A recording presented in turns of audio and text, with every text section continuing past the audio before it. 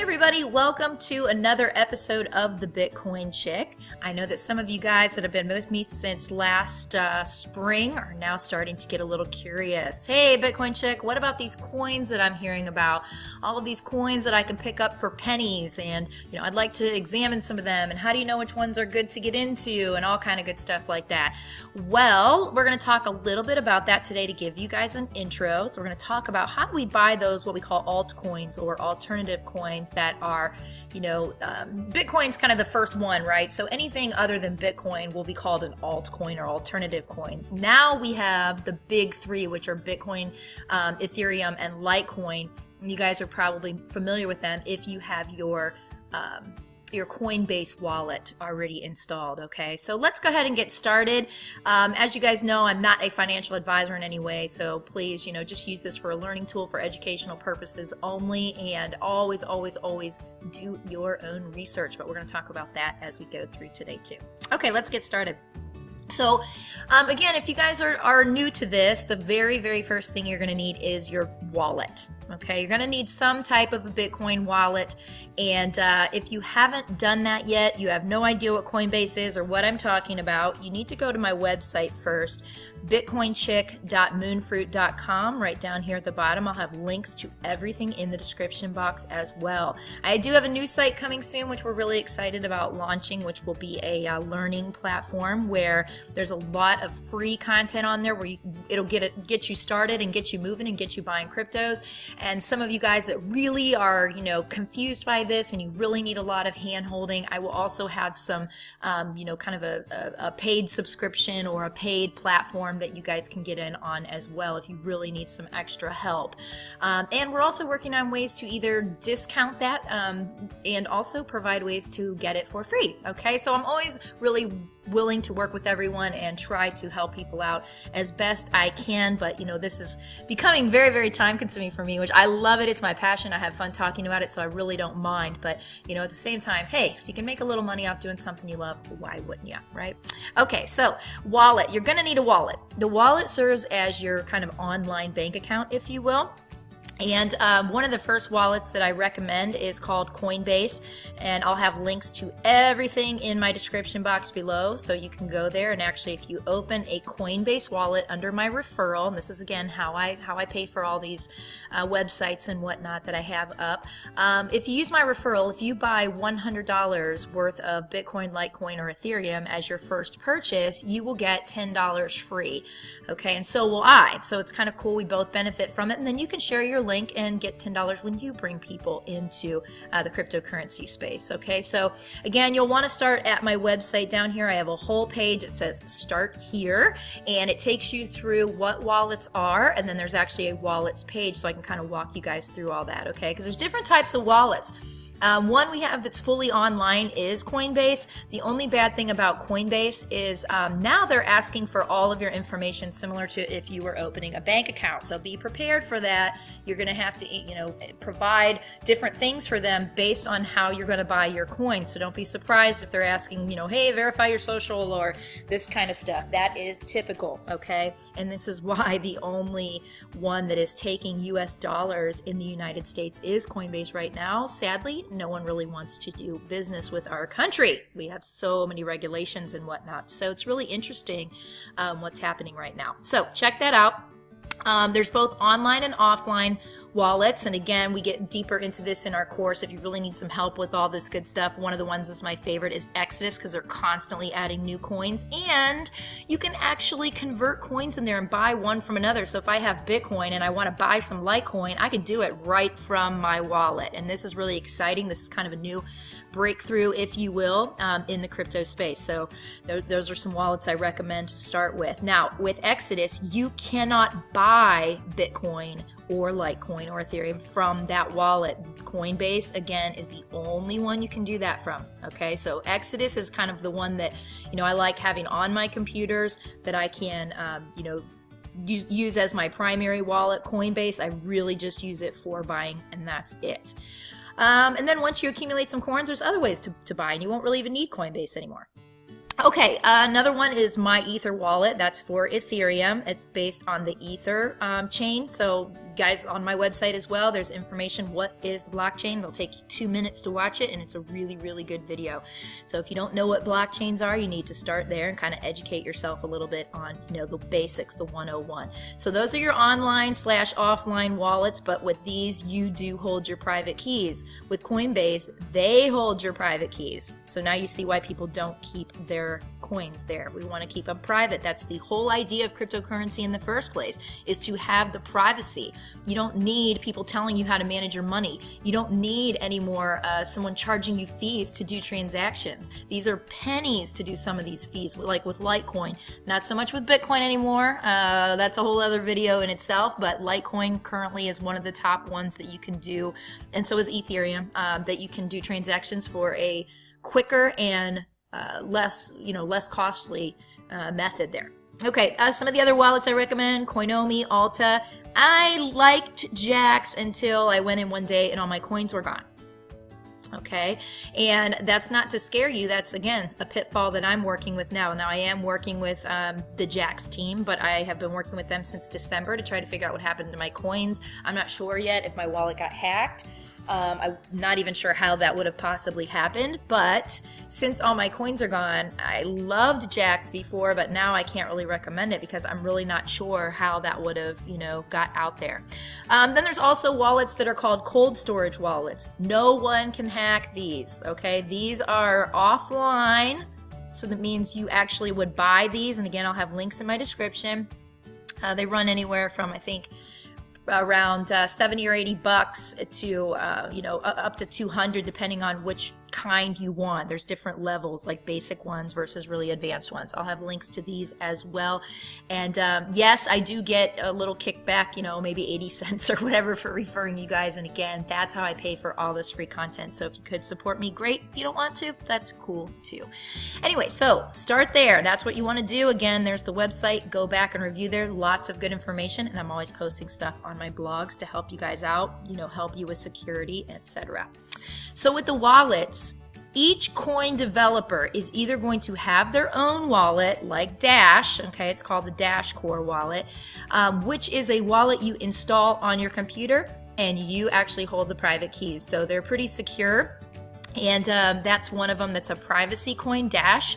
So that one should, I would say that, some coins like Dash and Monero are probably going to be very, very valuable because people value their privacy. And that's what those coins provide. Are they 100%? Well, Dash isn't 100%, but it's better than something like, Bitcoin or whatnot. So there's going to be some that have their own wallets. So here's what you need to ask yourself. Does the coin that I want to invest in, that I've heard about, have their own wallet, or is it something I can add to my Exodus, my Coinbase, my Jax wallet, whatever wallet you decide to have? And the reason I'm saying that is one of the mistakes that I made when I first started is I started buying a whole bunch of coins. And then I got to be kind of overwhelmed because I had all these coins and all these different wallets, and it just really started to eat up space on my hard drive. And then, sometimes it would get a little confusing, and some of the wallets, when I was buying ICO tokens, they were stuck in my Ether wallet. I couldn't get them out. So there's some things to be aware of. ICOs work a little bit differently than the wallets on the exchange. So I always usually now wait till those ICOs come out on the exchange, and then you don't have to worry about that. And by the way, 9 times out of 10, you can actually get that coin cheaper than when it was offered. Because usually they'll shoot way up and then they drop way down. Okay, because everybody's excited about it first, and then the steam rolls off. And then after a while, people start hearing about it, and then it usually comes back to value again. So yeah, you can take your chance at buying something for 5 cents. I did that with a great coin called Pillar. I bought a lot of Pillar. It was a great deal, and now Pillar shot up as of the time of this posting. It's over $1, so I did really well. The problem is it's in my Ether wallet. I still haven't really kind of learned how to transfer that in and out yet, so that's still something on my to-do list. But it was a coin I was planning on buying and holding anyway. But now it's out on the exchanges. So you don't even need to put it in the Ether wallet, okay? That's what I'm saying. It's a lot easier if you wait for those ICOs, which are initial coin offerings, kind of like an IPO, initial public offering for a stack. Okay, so the question you need to ask yourself is, do you want 20 wallets on your computer? Maybe you should kind of stick to the simple ones at first until you understand how to navigate the crypto space. Okay, so pick maybe one coin to start out with that you're like, okay, I like, Sia coin. They got some really interesting technology, and that's the first one I want to buy. It's under 10 cents right now, etc. Okay, and I'm not telling you to buy that coin. Do your own research. I buy coins that I like. I like the technology, but a lot of these ICOs, folks, don't forget, the reason I wait for them to come out on the exchanges is we don't know if they're scams. We don't know if somebody's just setting up a website, putting it on there, collecting all this money, and then never launches. Okay, that could happen. So that's another reason why I like to wait till they come out on the exchanges. All right, so be very cautious with your ICOs. Really do your research. There's a lot of interesting ways you can spot those and whatnot, but I go deeper into that into my private classes, okay? We won't waste time on that today. The other one is, like I said, the other way the coin developer uses them is they will utilize the Ether wallet, the My Ether wallet. So as I was talking about Pillar, you can put other coins in that My Ether wallet as well that are ICOs. They have a little bit different technology than everybody else, so it's worth checking out. So that's kind of your wallets. Again, that's the 101. If you haven't started there, again, refer you back to the website down here at the bottom. Okay, moving forward, the one thing I always say is DYOR. You'll see me post that a lot. You'll see me say that a lot. Do your own research. Okay, don't rely on me. Don't rely on anybody out there to tell you what a coin's going to do, etc., etc. Because a lot of these people that you're going to watch on YouTube are paid promoters, which means if I don't have a big audience and I do not get paid to promote any coins. Okay, so what could happen is some of the people that I watch on YouTube, they got thousands and thousands and thousands of 250,000 subscribers. So if I have 250,000 subscribers, a lot of ICOs, those initial coin offering folks could come to me and say, hey, Bitcoin Chick, we know you have 250,000 subscribers, and if you just mention our coin and talk about why the technology is so great or why you like it, we'll give you 300,000 of our ICO tokens. Okay, so again, ICO, initial coin offering, kind of like an IPO, initial public offering in the stock market. Now you can get some really good deals with ICOs, but there are some things to be aware of. Okay, so when you're looking at these coins that are coming out, or even if it's a coin that's been out for a while, the next step that you want to do is to check out their white paper. Okay, so you can go to any coin's website and they should look for the white paper on there, and it'll be kind of like you're looking at now, like a PowerPoint presentation or some kind of white paper that will describe what it is that coin does, what the technology, what they want to do, where they want to go with their coin and their platform, and how they would utilize it in trading. Okay, so you want to check that out and decide, wow, that sounds like some really cool technology. Okay, so that's a great way to buy something that is new and coming out on the market. We always hear, well, if you had bought such and such a stock in 1956, you would be a multimillionaire today just with $100 or whatever it is. So ICOs can afford us that kind of flexibility.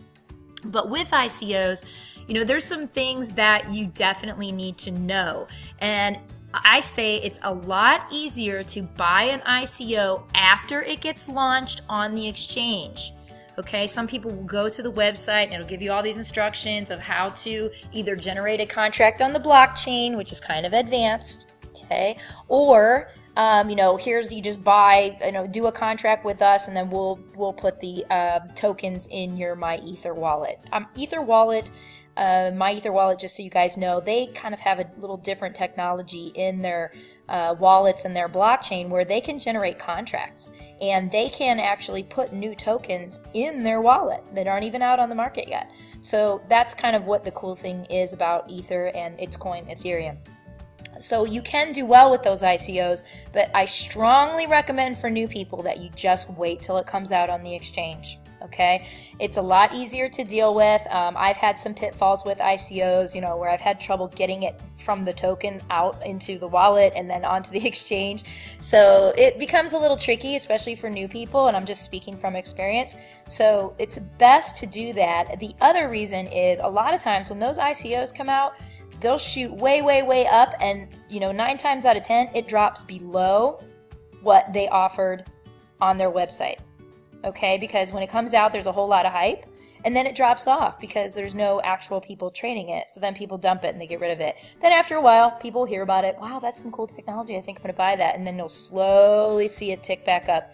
In my experience, the ones that I bought took literally about 6 months to come back. But I was new.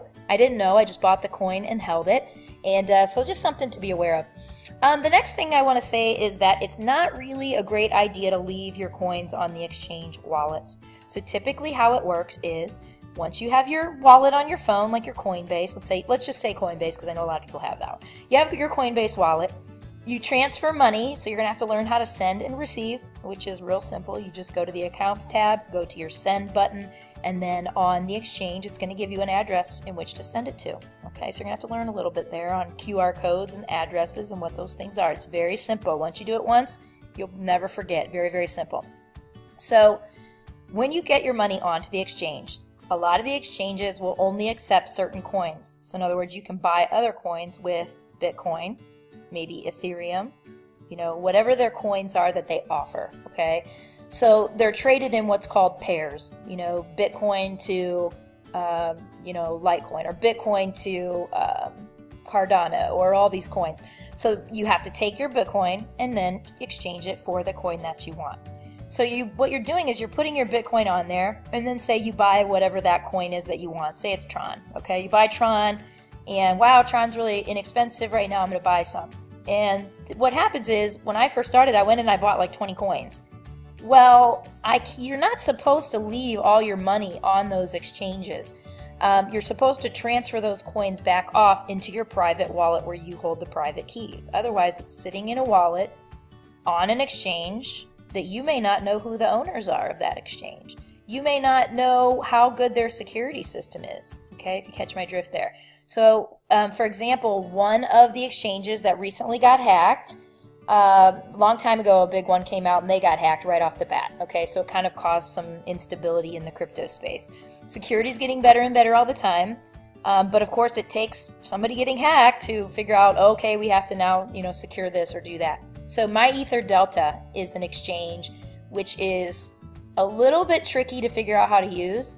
It's very, very basic, and it almost doesn't look like a real exchange compared to the other ones, but it's decentralized, okay? Meaning, there's no central ownership of it, all right? So someone hacked it, and some people lost some coins. So that's why I say it's not really a good idea to hold all your coins on there. Now, I've done it. I bought a bunch of coins and held them on there, but at the time, the coins that I bought on there were really, really cheap, and had I lost it all, I might have lost, $25, $30 within the first 6 months that I put it on there. Now, however, fast forward a year, 2 years, and now you're going to start seeing, wow, that little coin I bought for 5 cents is worth $1, right? Kind of like when I bought, the pillar, and I bought it at 5 cents, and then all of a sudden, it's up to over $1 now, right? So you just don't want to leave them on there. So what I recommend is to actually choose the coins that you want to buy. Maybe start with 1 or 2 and practice with those. And if they require an external wallet, on your hard drive, like say, Dash I was talking about, you'll install that Dash wallet on your hard drive, and then you will go online, you'll buy some Dash, and then you would move the Dash off into your Dash wallet. That's kind of how we recommend doing it. So it's not really a good idea to leave a lot of value on those exchange wallets, okay? So it's just a little word to the wise there. Now, I'm ready to buy my coin. I found the coin that I want to buy, my first one, or maybe my first 2. How do I go buy them? How do I find them? How do I know what exchanges they're on? So how do we find them? I'm going to kind of walk you guys through this, and so we can take our time doing this. Let me get out of this and go into some websites here. Okay, so you're going to go to this website, coinmarketcap.com. Once you start getting into the crypto space, you're going to find that you're really utilizing this website all the time. And you're just going to type in the coin that you're looking for. Okay, say it's Tron. You just type in Tron right here, and it's going to pull up Tron. Okay, so like you saw, I had Sia coin on there just a minute ago. Now, when you first go to the website, I'm going to show you. I'm going to back up here and just kind of show you. Okay, so when you first go to CoinMarketCap, it's going to have all your coins listed out on here. Okay, and it takes some time and learn what all this does. Your market cap, what is that? Okay, there's the current price, how much volume, that means how many people are trading, what kind of money is going in and out in the last 24 hours. How many coins in circulating supply? Look at Ripple. Look how many coins are out there. 38 billion coins, right? Okay, so the changes, you got a little graph here. So if your coin's there, you can see it right up front. Yeah, just click on it and go to it. But if you don't see it, you're going to want to type it in. And I'm going to go well, let's go to Sia Coin. We had that one. I like Sia. It's decentralized. It's got a good team behind it. Okay, so right now we see that Sia Coin's 5 cents. Now, how do I find where to, go to get Sia Coin? All right, and I'll tell you that in just a second. But before we do that, let's look at the chart real quick. It's a really good idea to start learning how to kind of read charts a little bit. Okay, you can get some free education on YouTube, or you can take some classes. I'm going to have some to kind of help you guys learn the 101, the basics, and I can also recommend some really good teachers like the ones I took that are paid courses. Okay, and if you want to invest a little money in yourself and learn, I highly recommend it. It'll make you a better, either a trader or just a buyer and holder. It helps out a lot when you kind of know what you're looking for. For example, I'm not going to want to buy Sia Coin up here, right? Because this is the top. Right? You always heard the rule, buy low, sell high. Well, you don't want to sell when it's up here. Even though everybody's on the hype of that coin right now, a better entry point would be right here. But when you learn how to read market cycles, you're going to learn that it could possibly go all the way back down to here again because it's completing that market cycle. So you're going to want to kind of learn a little bit. But again, this entry point would definitely be better than up here, okay? Because obviously you don't want to buy at the top of the market. So it's kind of a good idea to get registered, get ready to send those coins over when you have them, and then pounce on that coin when it's pretty low, okay? So now where would I find Sia Coin? I want to buy some, but I have no idea which exchange it's on, okay? That's going to be my first coin, so where do I buy it? Now what's nice about this also is it gives the official website so you don't get hooked into any scam websites that are trying to take your money. Okay, be careful of those, they're out there. All right, here's the markets that Sia Coin is being traded on. And you got all your popular ones here. And let's say that, I've got a couple tutorials out there for you guys on Poloniex and HitBTC. I'll add some for the other ones here as we get a little further along. But let's say, you want to buy it on HitBTC. Okay, so you'll go to that website, the HitBTC website, which is hitbtc.com, and you'll register for a new account. They're going to send you an email. You're going to want to do that. You're also going to want to put what's called two-factor authentication on your account to help protect it. Okay, so make sure you learn what that is. Maybe I'll do a video on that as well. But for now, you make sure you want to learn what a two-factor authentication is, which is basically a app that is on your mobile device, and it'll give you a special code to put in here when you actually sign in. So it's another layer of security. You can't have too much, folks. Also, Poloniex is another one that I have a tutorial on, so that's why I put these on first. You're just going to go to creating an account. You're going to do the same type of thing. It's going to send you an email, verify it, and you want to put a two-factor authentication security level on there as well. Another one is Binance. Okay, there's a whole bunch of them. When you first go on this website, it actually is, you have to make sure that you go to the very bottom and select English, and then it'll pull up the English version. Otherwise, you're going to see a bunch of Chinese characters there. Okay, so just be aware of that. One of the things that let me make sure I didn't forget anything here on my, so, like I said, be ready for the dip to buy, and a lot of exchanges that you're going to go on, they're going to trade in the primary coins, which are like Bitcoin and Ethereum. Okay, so that's what you're going to have to transfer in to those in order to trade. So once you register for your account, you're going to have to learn how to send and receive transactions, because you're going to be sending your Bitcoin to the address that they give you, either using the QR code or the long string of address that they're going to give you, which is like 24 characters or something like that. And then you're also going to need to know how to send it back to your account, right? Once you purchase, let's say you buy, a coin and you want to send it to your wallet, you're going to have to get it off of there, like I said. So that's a little bit of homework you're going to have to do. So I'll probably do a video on that as well. It's just kind of hard because I don't have any dummy wallets set up, and I really don't want to put out there what my portfolios are worth. So that might be something that you guys can find on YouTube and whatnot too if you're anxious to get started. One of the websites that someone recommended to me when I was going to trade Forex, which is a market for foreign exchange currency trading, where you're trading like, dollars to yen or whatnot. It's a site called Baby Pips. And what Baby Pips does is you can actually go ahead and create a free account up here, okay, and hit Start Learning. And it gives you a little course, School of Pipsology, right? And you learn what a pip is. You're going to learn what a candle is. You're going to learn what a wick is. And these things are kind of important to know at least what they are, because it helps you determine good entry points so that you get the most value out of your money that you're putting in there, okay? Or when you're watching other tutorials, when they say, oh, look at this candle, you know what they're talking about. So that's a really good little resource there that I highly recommend. Even though it's talking about Forex trading, the same principles apply in cryptocurrency buying, selling, trading, okay? Another website that I recommend, or I should say a YouTube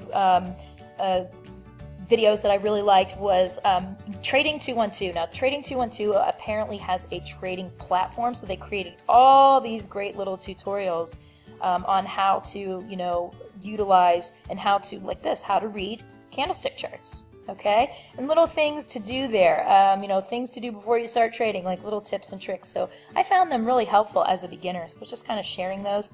I thought they did a really excellent job with very professional looking training classes and courses there. Okay, so check them out. Let's go to our last page here. And that is going to be taking responsibility for yourself. Okay, don't, like I said, rely on me, okay, to teach you things. Don't rely on anybody. Get on there. There's tons of resources all over YouTube. When the market's down, don't get upset with the person who got you into cryptocurrencies. It's a market. It's a free market. It's the first time in our lives we've ever had a free market that is run by the people. Think about that. Everything is government run, government controlled.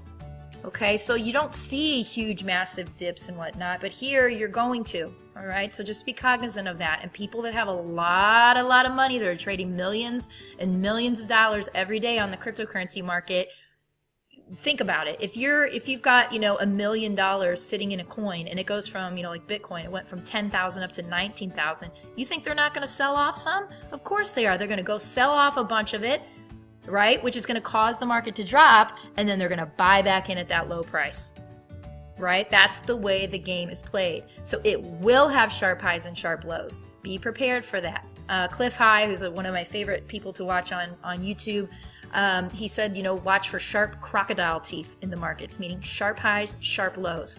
It's nothing for Bitcoin to drop 50%. Okay, so if you're freaking out, don't look at it for 6 months. Just put it in there. It's an investment. Let it ride. Okay, there's people predicting that it's going to go to $500,000 or $1 million. Now, what if you panicked, got in? I know a lot of people that got in at $200, and when the first dip happened, they panic and they sold off everything, and now they're kicking themselves because here it is at $10,000 to $15,000 a few years later. Okay, so be in it for the long haul. Know that it's going to do that. Don't freak out on the person. Take your own responsibility. This is your money. This is your investment. So don't blame someone else. You learn, you educate yourself, okay? Also, you're going to want to learn how to do what's called a stop loss. This is to stop you from losing your money, okay? You're going to want to do that. In fact, I'm going to put up some videos on how to do them in a couple of the exchanges, but there's all kind of videos out there. Just type in how to do a stop loss on, name your exchange that you want to do that. That is to prevent you from losing any money.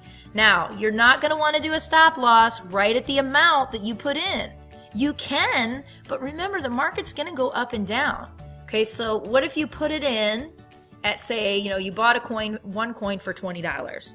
Okay, well the next day it dips down to $19, but you put your stop loss in at where you bought it at 20. Well, it's going to sell it off right away for you.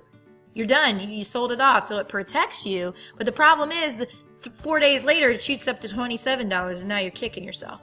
So you want to give yourself a little bit of a low. So how much are you willing to lose? So if you buy it at $20 and you're only willing to lose it down to like $13, and then you want to sell off, then then put your stop loss in at $13 or $15. But what you should know is the market's always going to give you another sweet spot to get out at the same price that you bought it at. So you might have to ride it out for a little while, but you can always put your stop loss in at 20 again if that's really what you're comfortable with. So again, you got to learn a little bit, take responsibility. This is your money, your responsibility. Don't rely on anybody else.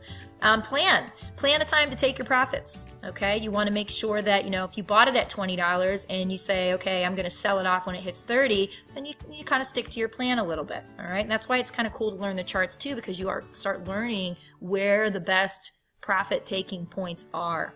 All right, and when I get into my classes that are coming soon, I'm going to show you some of those points of entry where you can really maximize on your profits, some things to look for. Again, I can also make sure that I, you know, give you guys resources for those teachers that are far better than I am, that have been doing it for years and years and years that I took classes with. So, having said all of that, good luck to you guys. Make sure again that you really look into what it is that you're doing and where you want to go with all this. But thanks for watching. Please like and subscribe if you guys are enjoying my videos. And please share with a friend that you know that may want to get into cryptocurrency, so we can all share and learn our knowledge together. Have a great day.